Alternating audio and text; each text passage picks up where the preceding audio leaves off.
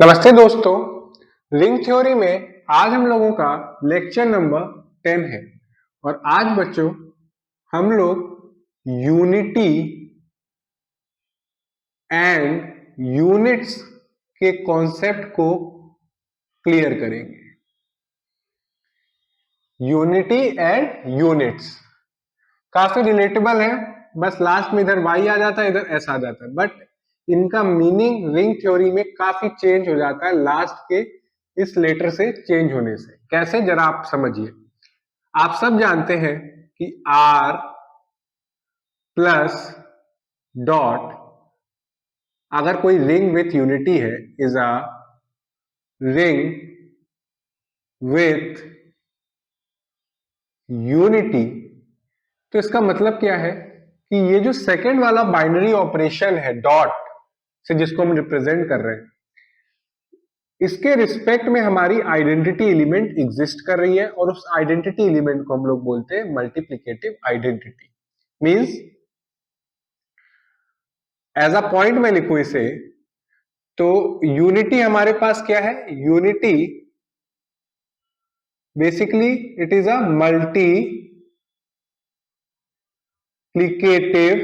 Multiplicative identity denoted by 1। जैसे कि plus operation के रिस्पेक्ट में आइडेंटिटी को हम लोग बोलते हैं एडिटिव आइडेंटिटी और उसको डिनोट करते हैं 0 से। सिमिलरली अगर सेकंड वाला बाइनरी ऑपरेशन की जो आइडेंटिटी होती है उसको हम लोग मल्टीप्लिकेटिव आइडेंटिटी बोलते हैं, जिसको हम लोग 1 से डिनोट करते हैं, और इसी को हम लोग यूनिटी भी कहते हैं। मतलब ये कैसे वर्क करता है कि आप कोई भी रिंग का एलिमेंट पिक करें, for all a belonging to ring R, 1 dot a means 1 हमारे पास क्या है? यूनिटी। यूनिटी डॉट ए या ए डॉट यूनिटी करोगे तो आपको क्या मिल जाएगा? ए ही मिलेगा। हम सब जानते हैं आइडेंटिटी एलिमेंट की डेफिनेशन। अब ये तो यूनिटी क्लियर है। अब बात आता है कि यूनिट्स क्या होते हैं। तो चलिए अब हम लोग यूनिट्स डिफाइन करते हैं कि लेट। अब देखिए, यूनिट्स आप तभी डिफाइन कर पाओगे जब आपके पास रिंग विथ यूनिटी होगी। अगर आपके पास रिंग है तो आप यूनिट्स डिफाइन ही नहीं कर सकते। यूनिट्स डिफाइन होने के लिए उस रिंग में यूनिटी एग्जिस्ट करनी ही पड़ेगी। तो आपने क्या लिया? एक रिंग ली जो कि यूनिटी जिसमें एग्जिस्ट कर रही है। Let R plus dot is a ring with unity, और आपने एक एलिमेंट पिक किया A, and A belongs to R. एक आपने ये एलिमेंट पिक किया, then A is called an unit element. Means कि ये जो एलिमेंट ए हमने पिक किया है ये हमारा यूनिट एलिमेंट कब कहलाएगा? Is called an unit element, is called an unit element if there exists B belonging to R such that A dot B करे या B डॉट A करे, आपको क्या मिले? यूनिटी। बहुत सिंपल सी डेफिनेशन है यूनिट एलिमेंट की। मींस कि रिंग का कोई भी एलिमेंट यूनिट एलिमेंट कब कहलाएगा? अगर उस रिंग में एक ऐसा एलिमेंट एग्जिस्ट कर जाए सच दैट जब भी आप उसके साथ ऑपरेट करो आपको क्या मिल जाए? यूनिटी। तो आप कहोगे कि वो एलिमेंट आपका क्या है? Unit element. अगर हम लोग डायरेक्टली बोले तो हम लोग बात क्या कर रहे हैं कि वो एलिमेंट हमारा यूनिट कहलाएगा जो जिसके पास मल्टीप्लिकेटिव इनवर्स एग्जिस्ट कर रहा है। इसको मैं अगर सिंपलर वर्ड्स में लिखूं तो कैसे लिखूंगा कि in other words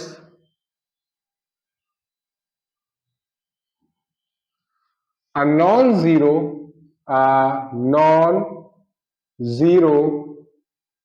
element of a ring which has multiplicative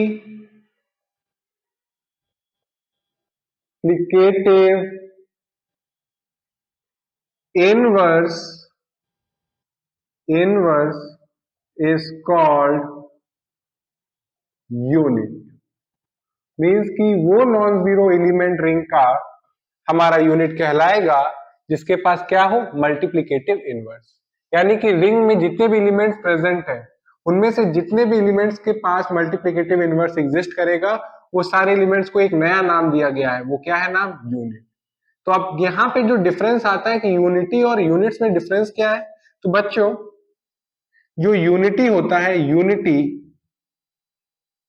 is always an unit. मतलब कहने का क्या मतलब है कि ये जो यूनिटी होता है बच्चों, मल्टीप्लीकेटिव आइडेंटिटी, ये हमेशा यूनिट होता है। बिकॉज आप सब जानते हैं कि मल्टीप्लीकेटिव आइडेंटिटी हमारे पास सेल्फ इनवर्स है, और अगर आप मल्टीप्लीकेटिव आइडेंटिटी को खुद उसी के साथ ऑपरेट करोगे तो आपको क्या मिल जाएगी, मल्टीप्लीकेटिव आइडेंटिटी। और ये अगर आप रिंग विथ यूनिटी लेते हो तो ये यूनिटी तो प्रेजेंट ही होगी। तो कहने का क्या मतलब है कि यूनिटी के लिए हमारे पास एक एलिमेंट एग्जिस्ट कर रहा है, कौन, खुद यूनिटी, सच दैट जब भी आप उसके साथ ऑपरेट कर रहे हो आपको क्या मिल रहा है, यूनिटी। तो यहाँ पे यूनिटी हमारा क्या हुआ, यूनिट। बट यहाँ पे ट्विस्ट है, हर एक यूनिट जो है वो यूनिटी नहीं होता है, बट यूनिटी हमारे यूनिट होता है। But every unit is not unity, is not unit. तो ये चीज क्लियर रखिएगा। अब आप, आई होप आपको यूनिटी और यूनिट्स का डिफरेंस क्लियर है। यूनिटी जब हम बोल रहे हैं तो हम लोग बात कर रहे हैं मल्टीप्लीकेटिव आइडेंटिटी की, यूनिट्स जब हम बोल रहे हैं तो कहने का मतलब है हम लोग बात कर रहे हैं मल्टीप्लीकेटिव इनवर्स। तो आई होप ये चीज क्लियर है। अब बच्चों आपको एक बात बता दूं, बात ये है, बहुत ध्यान से सुनिए, कि जो सेट ऑफ यूनिट्स होगा, मतलब कि रिंग है आपके पास, उसमें बहुत सारे एलिमेंट हैं। अब आपने फाइंड आउट करना स्टार्ट किया कि कौन कौन से एलिमेंट हमारे पास यूनिट है। कैसे, कि उनकी अगर मल्टीप्लिकेटिव इनवर्स एग्जिस्ट कर रहा है तो वो यूनिट हो जाएंगे। तो उनका जो सेट होगा उसको आप डिनोट कैसे करते हो, मतलब वो मैं बता रहा हूं कि the set of all units of a ring is denoted by U R. इसको आप कैसे डिनोट करते हो, यू आर से डिनोट करते हो। अब चलिए, इतनी सारी नॉलेज हमने गेन कर ली, अब जरा इसको इंप्लीमेंट करके देखते हैं। इंप्लीमेंट कैसे करेंगे बच्चों, उसके लिए हमें क्या चाहिए, एक रिंग विथ यूनिटी। तो एग्जाम्पल 1,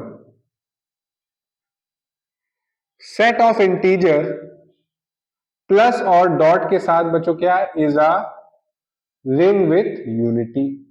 ओके, एंड ये प्लस और डॉट हमारे नॉर्मल एडिशन और नॉर्मल मल्टीप्लिकेशन है, और यहाँ पे जो यूनिटी है ये नॉर्मल वन हमारे पास यूनिटी है, नॉर्मल वन। अब मैं अगर बात करूं कि what is the units of Z, तो आपका आंसर होगा सर 1 और -1।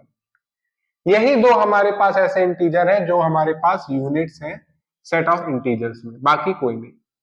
बिकॉज -1 के लिए हमारे पास इंटीजर एग्जिस्ट करता है -1, सच दैट जब भी -1 को -1 के साथ आप मल्टीप्लाई करते हो आपको क्या मिलता है, 1। तो बच्चों 1 हमारे पास क्या है, यूनिटी। इसलिए ये चीज हमारे पास क्या हो गया, -1 क्या हो गया, यूनिट हो गया। और यूनिटी हमारे पास जो होता है वो यूनिट होता है, इसलिए 1 है, और दूसरा -1। अब इसके अलावा कोई भी हमारे पास यूनिट नहीं। फॉर एग्जाम्पल अगर मैं 2 लू, तो मैं 2 में कौन सा ऐसा इंटीजर मल्टीप्लाई कर रहा हूं जिससे हमें यूनिटी मिल जाए, मींस 1 मिल जाए। तो ऐसा कोई इंटीजर एग्जिस्ट ही नहीं करता।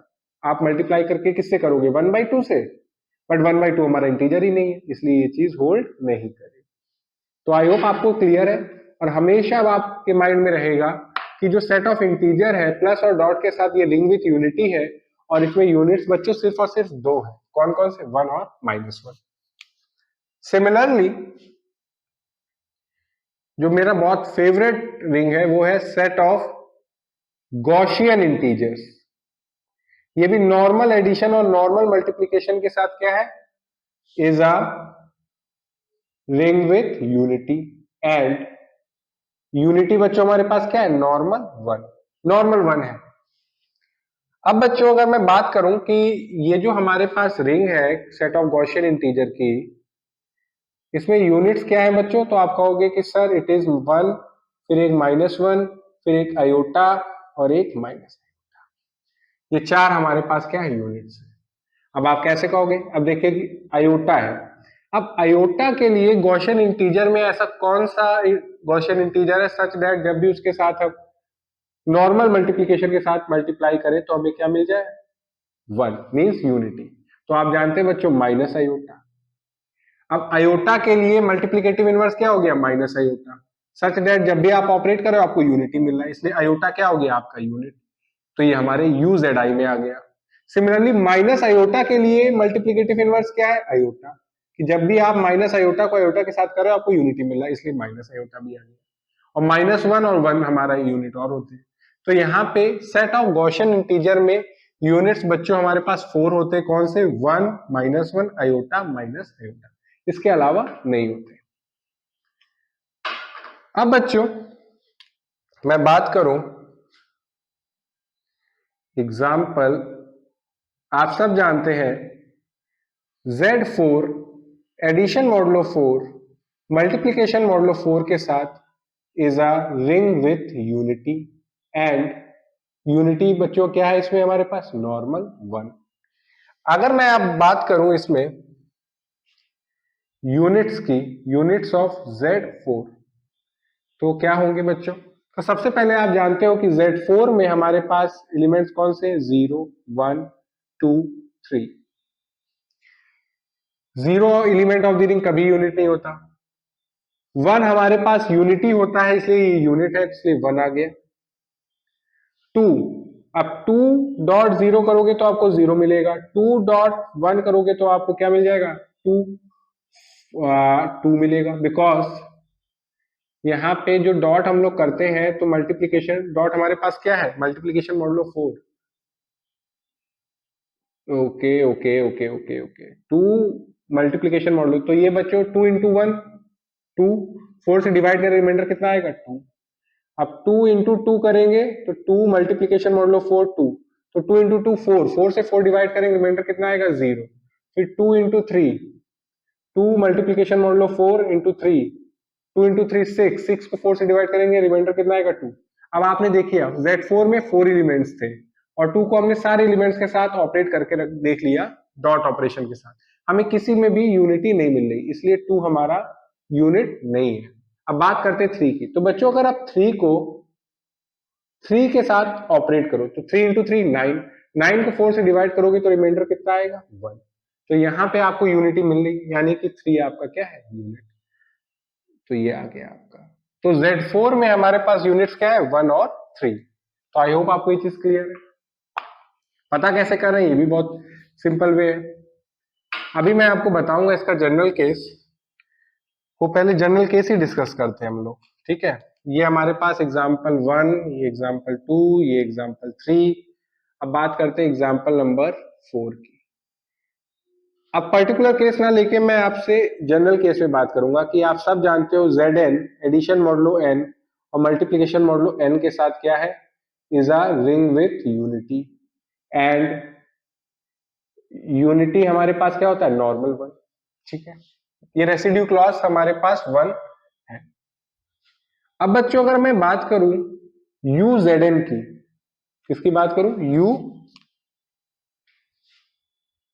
UZn की, तो बच्चों आपको मैं बता दूं कि जब मैं आपको ग्रुप थ्योरी पढ़ा रहा था तो मैंने आपको एक ग्रुप के बारे में बताया था, UN, ग्रुप ऑफ यूनिट्स का।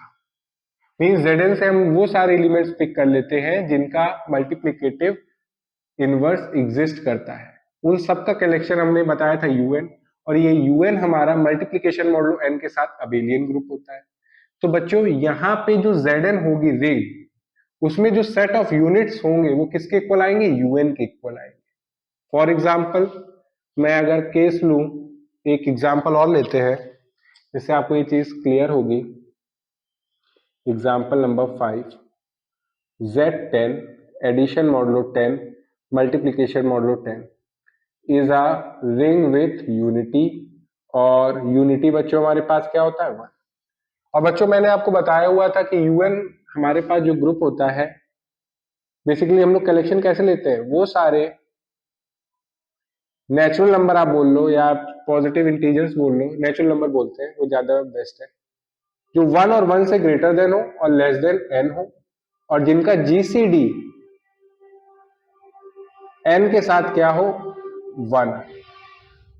आई होप ये विजिबल है, नहीं है एक बार इसको और अच्छे से लिख दे, जीसीडी x कॉमा n 1 के इक्वल है।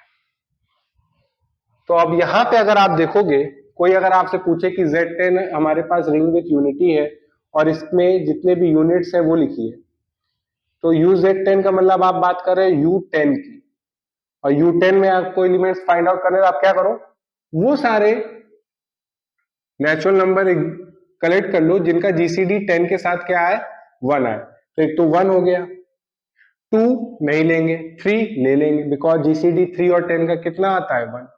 4 नहीं लेंगे, 5 नहीं लेंगे, 6 नहीं लेंगे, 7 ले लेंगे, 7।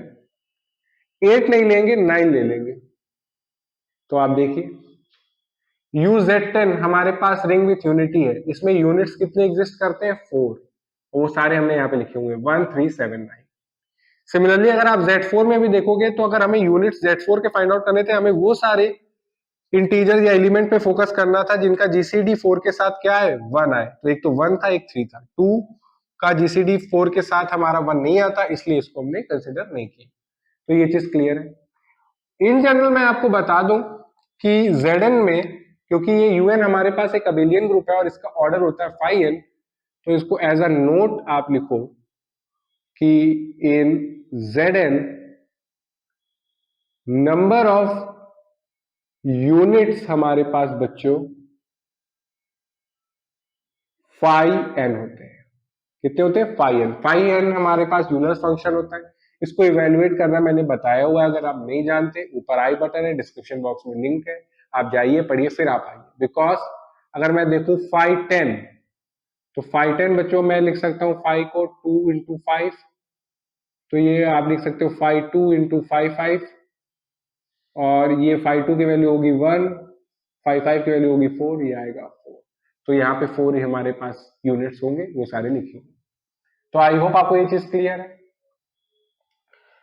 सेकेंड, अगर मैं एक और एग्जांपल लूं, एग्जांपल नंबर 6, अगर आप देखना भी चाहो तो देखो, अब 3 के लिए हमारे पास Z10 में एक एलिमेंट 7 एग्जिस्ट कर रहा है, सच दैट 3 इंटू 7 करेंगे 21, 21 को 10 से डिवाइड करेंगे तो आपके पास रिमाइंडर कितना आएगा, 1, यानी कि यूनिटी। इसलिए 3 का मल्टीप्लिकेटिव इनवर्स एग्जिस्ट कर रहा है, इसलिए 3 हमारे पास यूनिट है। सिमिलरली 7 जो है उसके लिए मल्टीप्लिकेटिव इनवर्स क्या है, 3 है, वो एग्जिस्ट कर रहा है, वो Z10 में बिलोंग कर रहा है, इसलिए 7 भी हमारे पास यूनिट है। 9 का मल्टीप्लिकेटिव इनवर्स खुद 9 है, इसलिए 9 हमारा यूनिट है, और 1 तो हमारा यूनिटी होता है, इसलिए ये तो यूनिट होगा ही होगा। नाउ अगर मैं Z12 ले लूं, एडिशन मॉडुलो 12, मल्टीप्लिकेशन मॉडुलो 12, आप सब जानते हैं it is a ring with unity, and unity बच्चों क्या है हमारे पास, 1। आई होप आपको विजिबल है। थोड़ा सा इसको मैं डाउन कर लेता हूं।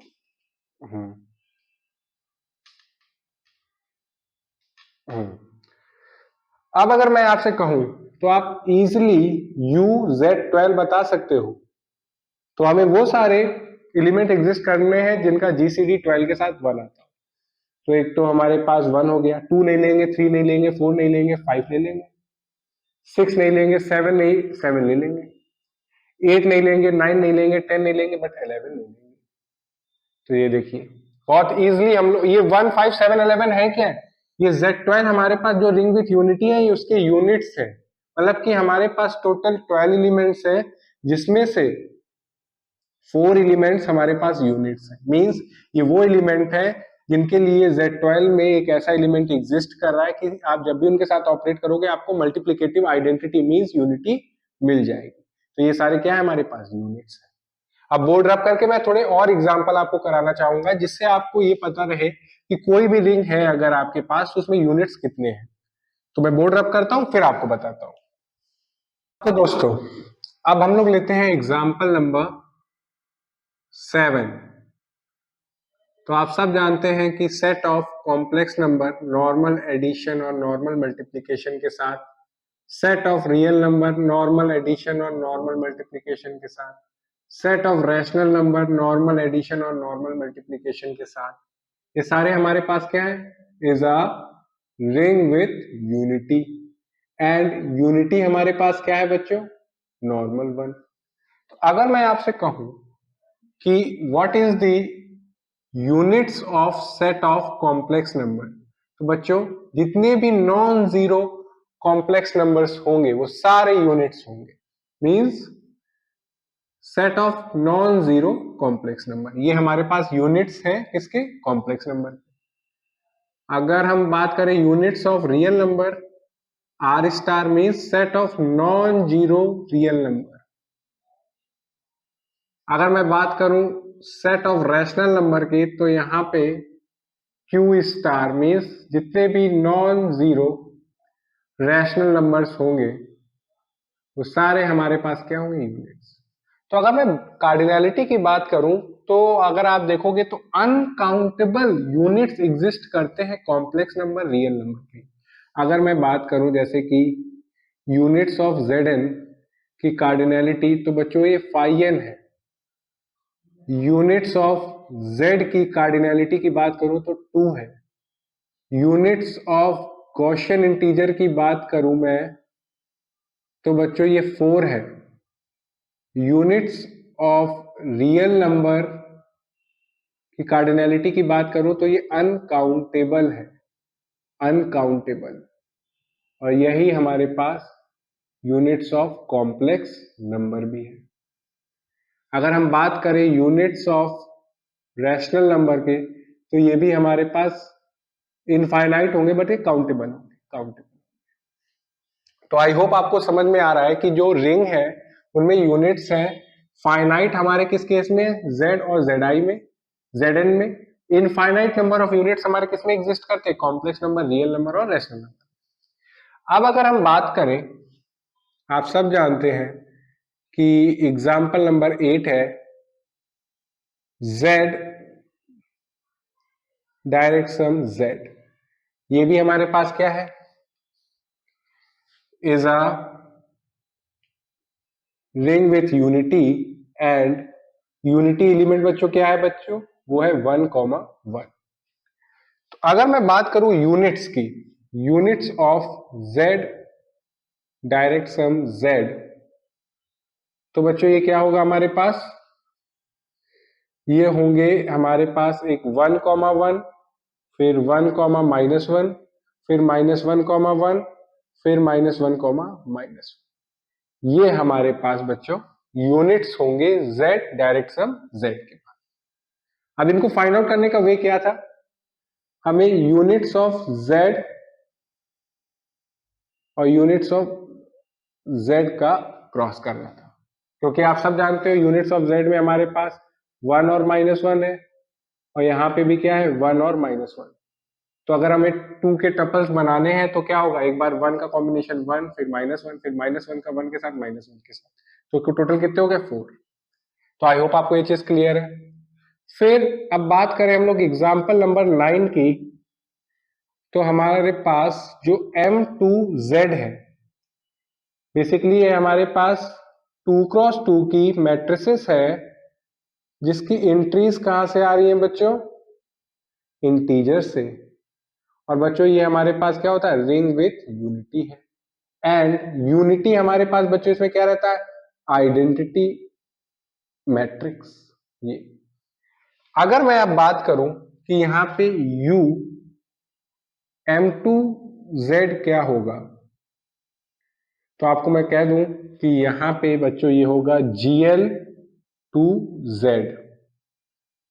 GL2Z कहना आई थिंक सही है या नहीं, मैं इसको डिस्क्राइब ही कर देता हूं। रुकिए रुकिए रुकिए रुकिए,